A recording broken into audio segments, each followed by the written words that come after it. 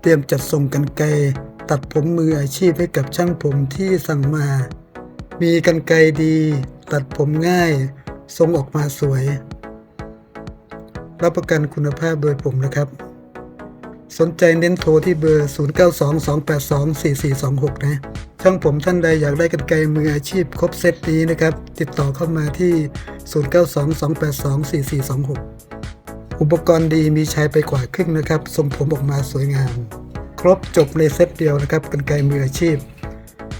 ของอาจารย์ไม่มีวางขายตามท้องตลาดนะครับสนใจก็ติดต่อเข้ามาที่เบอร์ 0922824426 นะครับ